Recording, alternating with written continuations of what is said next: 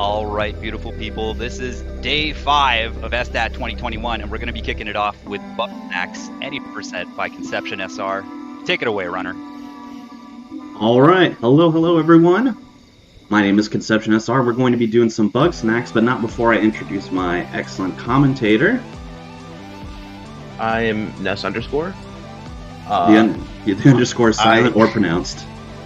Yeah, you can say, you can choose not to, it doesn't really matter.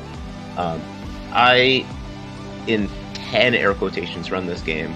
And if by run this game, I mean you're learning the game and then not doing any runs, but I know a lot about the game anyways. I have every world record, so yeah. Yeah, in a way that's true, absolutely. But we're going to be doing the any percent category. But before we get started, we did have a bid war open for the journalist color. So if I could get a last update on that. Yeah, just refreshing now. And orange is the winner of that. Orange is a popular one. Okay, so orange it is. So what's going to happen is I'm going to actually start the new save game. I'm sorry for my dog in the background there. I'm going to start it open and I'm going to count you in because the run starts as it loads in, as opposed to hitting new game. Okay, so I'm going to start and I'll give you a countdown. 3, 2, 1, go. Alright, Bugsnax. I mean, what can we say? They're bugs, they're snacks. Any questions? I have a question. Yes, go for it.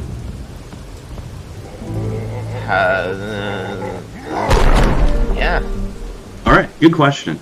So, funny enough, the run starts with what I think is the hardest jump in the game, which is here, but we got it. Excellent. Getting up on that rock. We're going to walk on an invisible barrier. You can believe me by I'll look at the ground there. Hop on some treetops, which skips a cutscene that lasts about 2.5 minutes. Awesome, that's Philbo. We're not going to talk to Philbo here, instead we're going to jump on this rock. We're going to hop over here, do some parkour. This is a parkour game after all, if you weren't familiar, and voila. Skip the entire intro. Yeah, that last part of the intro skip is pretty hard because you can't really walk on top of those rocks very easily. So you kind of just angle yourself and then fall over the bushes. It's very awkward if you don't really know how to do it. Yeah, it's one of those tricks that's very awkward to learn and it feels pretty precise, but once you got it, and you can just get it most times. There's a pen set just up nearby. like anything in life, just takes a little bit of gather up some ketchup and use it to lead the boat. We're gonna attempt to do what's called quick frieder here. The very tough tricks. I'm gonna focus on it for a second here. Get some ketchup. Might be a little too far back. We'll see. All right, throw that there. I'm going to attempt to catch a Bugsnax to the ground here. Come on. Nope, not going to work out. That's fine. Can't waste too much time on trying to do that trick. If I do, I'm going to miss some key cycles. Very important cycles. That would waste a lot more time if I didn't hit the trick to begin with. Oh, of course not. But basically, we're catching a bunch of Bugsnax here. Oops, Bunger shoved me into the tree there. What we were attempting to do was capture that frieder through the ground above it. Saves about 5 seconds if you're able to get it right. But if not, then we just do it the old-fashioned way by throwing some ketchup on the ground, luring the frieder, and catching it in the trap.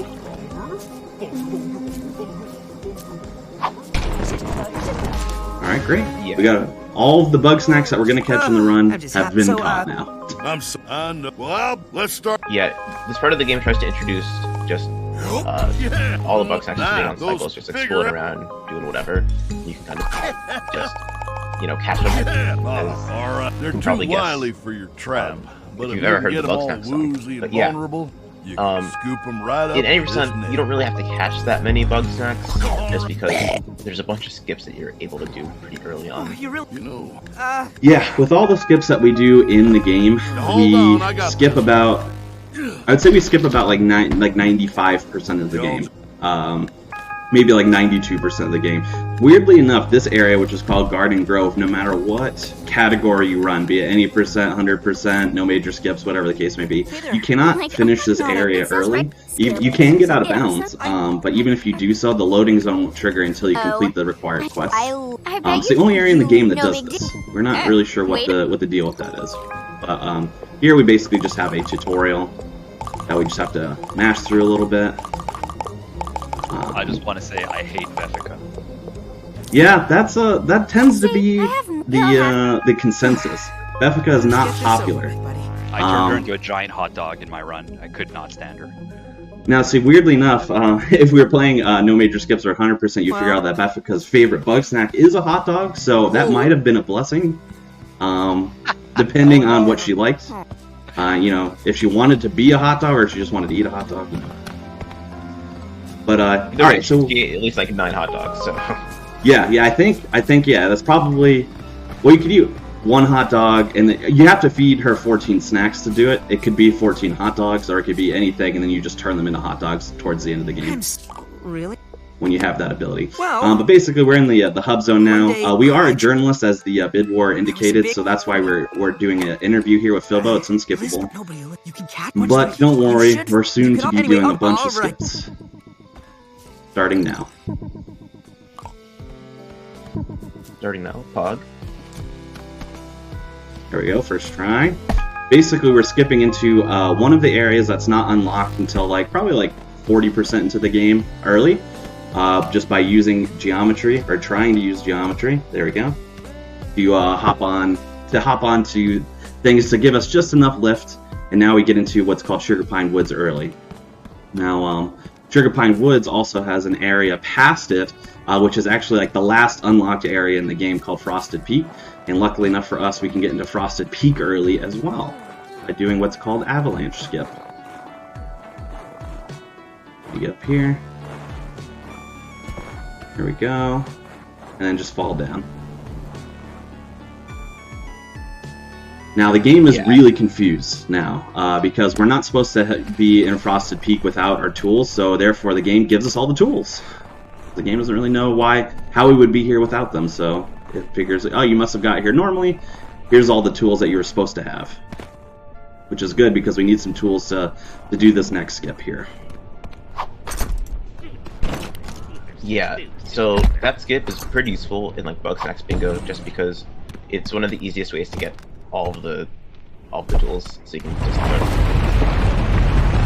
Yep, and using our tools, so we used what's called the lunch pad to hop onto a ledge on the door, and then we used the tripwire, not as a tripwire itself, but more as a buffer. So we set it up at a very particular angle so that when we jump at it, it shoves us through the door, basically, and then we clip through the door. And now we're in the we're basically in the in-game sequence already. This is the Undersnacks, and then we'll be heading into what we call the Gauntlet. But because this is one of the only chances in this very short run that we would have an opportunity to, if we have any donations to kick us off on day 6 or any other plugs, now would be pretty much the only time for it, I would say. If Lizbert is really down here, we better no find her new fast. donations at the moment, but I didn't think you gave people time, bro. 6 minutes in, you're already killing it. This is amazing. Yeah, things move really, really fast. But weirdly enough, from this point, again, no matter what category you're playing, the game is the same. We have to do the Gauntlet. We have to do all the in-game stuff here, basically. This game did receive, if you're all familiar with it, it had one of the those IGN devs reacts to Speedrun videos happen to it not too long after it came out. And during that video, the devs did give us a big hint that there is a skip in this Undersnack section that we have yet to discover, and we still haven't discovered that. And that video was back in, I think, December or January, so it's been a while. What we have discovered so far is that if we can get out of bounds at any point, this whole area is entirely surrounded by a load zone. So we just have to figure out a way to get out of bounds. It's really difficult, though, because we cannot run in this section. We have no tools. So there's not a lot of opportunities for us to get out of bounds. But you know, if there's any glitch hunters out there who want to take this on as a challenge, this would save us about 2 minutes probably, depending on when the out of bounds sequence would be. So we definitely encourage it. What? Hey, don't we both? Yeah, I sat in 3 hours one day, certain laps out. There's a couple places like in this room where you can squeeze against stuff, but I don't know if you can move fast enough to click out. But yeah, if you want to start there. One fun fact there as well. So we meet a character named Egabel there, who we were meant to have already talked to. Obviously, we skipped a lot of the game.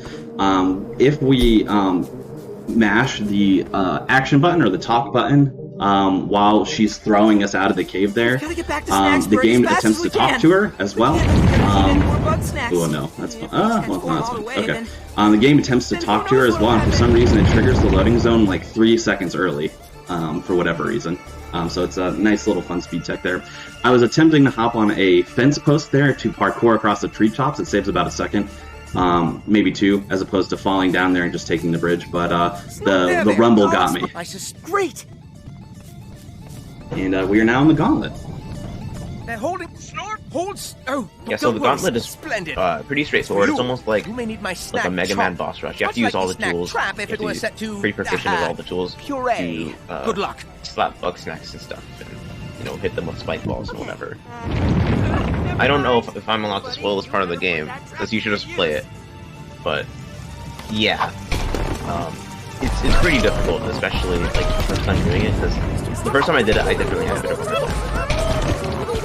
Yeah, it's definitely can be difficult, and especially with some of the speed strats that we use here, they're not intuitive at all. It's difficult a little bit the first time casually, and then we have some speed strats to make these as optimized as possible. That would probably be different than what you would do casually, because they're not really instinctive.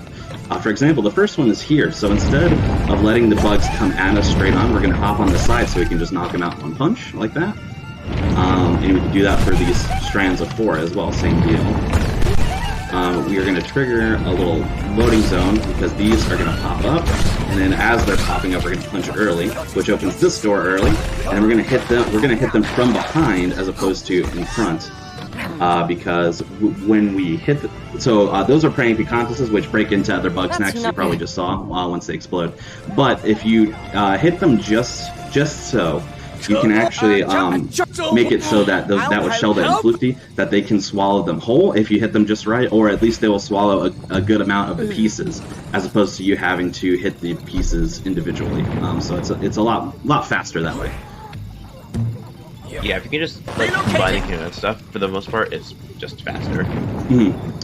I always like to bring this up as well, because I think it's pretty interesting. So this game does have like a good and bad ending technically, and I think it's pretty interesting that this is one of the few examples that I can think of, at least, where the good ending is significantly faster than the bad ending. Usually bad ending implies that you skipped something or did something wrong, so that things move faster, and therefore it's a faster speedrun.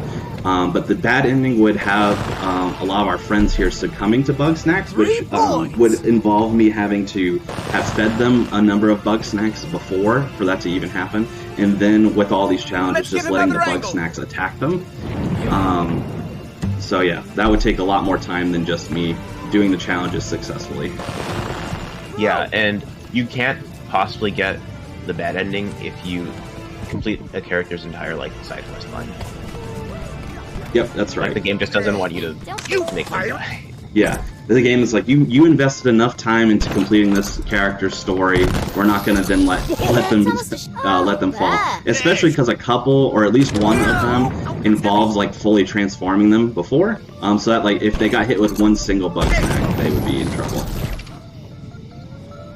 I'm going to focus on this part if we want to explain. In shambles. There were so many characters that I wasn't expecting.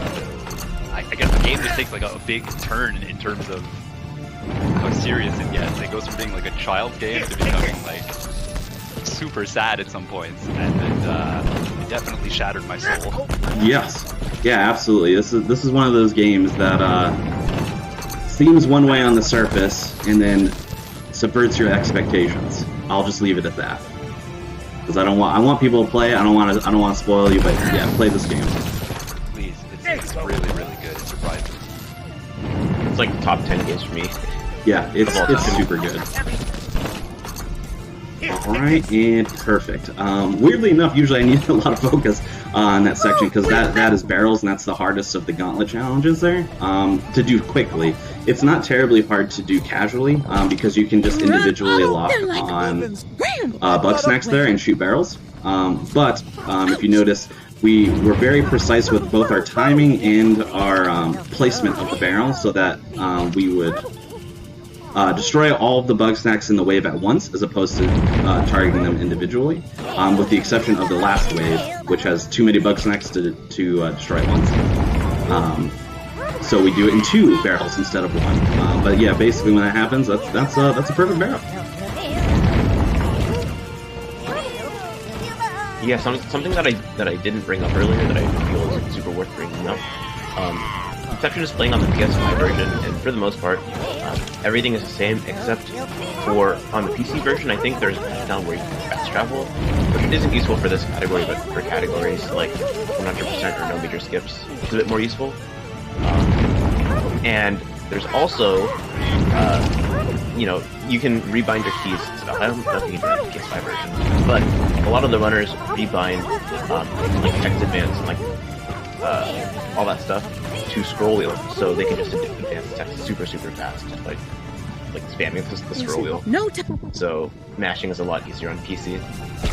Yeah, it's a lot easier and it's a lot faster because you can just do it as quickly as possible, where I am limited to the speed of my thumb, basically. Well, what do you want? But yeah, those are the main differences. In terms of like all of the major tricks and stuff like you use for 80%, it's actually exactly the same, which is what I really like that, because it means that you could run on PC and PS4 or PS5 pretty viably, and not have to particularly worry about the differences. PC also does have a load remover, of course, so PC times are measured in loadless time. That's another difference. But for reference, the world record on PC is like a mid 14, and the world record on PS5, which obviously has loads included, is a mid 16. So they're not much different. I like how you just said world record on PS5, and I think you have it, right? I do have it. And you didn't even bring that part up. Well, I'm a little humble guy, you know? What do you want me to say? I like this game. I do have world record in all 3 major categories on console. No, not on PC, but... Gotta get on board now! Do you run it on PC at all? I do not, but I'm actually kind of considering it. See if I could get the full suite, but... yeah, for now, I'm having fun with it on PS5, especially that, you know, I got the PS5 at launch. When the PS5 launched, this was a game that was free on PlayStation Plus. So obviously, you know, new system, you're looking for games to play. I'd heard about this game, and I was like, you know, I'll try it. You know, it's free. Might as well give it a shot. But it just fully captured me. Like, it's the game I play the most now by far. So it's really interesting. A lot of great, wonderful representation too of the LGBTQIA2+ you know, spectrum there. A lot of great representation that you do not see in games a lot. So I also suggest it for that reason. Absolutely, yeah. The messages that the game conveys are really great. Mm-hmm. Hey, buddy. Believe it or not, we're almost done. Yeah, so this speech cutscene, oh, not even cutscene, just walk past, you can talk to everyone, is like the last part of movement, and then there's just gonna be this like text cutscene where you just talk to your boss, because you are a journalist, believe it or not. Yeah, I would have seen her in that cutscene at the beginning. Time is coming up, and time. GG. Thank you. What was that, like a low 17 or a high 16? Yeah, I don't have a splits up, so I'm not sure what the time was, but it's looking like 16:44. Oof. Yeah, world record is 16:25. So yeah, that was really good. Yeah, that went pretty well. No complaints, and I didn't even get the Frieder skip, so that's pretty good, especially. Yeah, but yeah, Frieder skip is a pretty reset hold point. Yeah. if you start grinding for a world record, it's going to be a recent point. Garden Grove kind of is in general. It's just a lot of RNG in there. But yeah, thank you so much for having me for Bugsnax at any percent. I am going to be on SDAT again tomorrow, both as a host and as a runner. I'll be running Pokemon Sword Tower of Two Fists tomorrow, and I believe Ness _ will be joining me again for that. We bond over Bugsnax and we bond over Pokemon. So, yeah. Other than that, if you want to run this game, speedrun.com/Bugsnax. We have resources there, links there. We have a subreddit r/Bugsnax speedrunning. Join our Discord, ask questions. We're super friendly. Love getting new runners. I actually developed a bingo card sheet for this not too long ago. So if you like bingo runs as well, you could do some bingo. It's a good time. And yeah, anything you thank you Ness _ for the amazing commentary as well. Anything you want to plug? Follow twitch.tv/ConceptionSR/subscribe. Yeah, and follow twitch.tv/Ness_ as well. You don't spell out the underscore for that one. Just Ness in the actual underscore. But yeah, I won't hold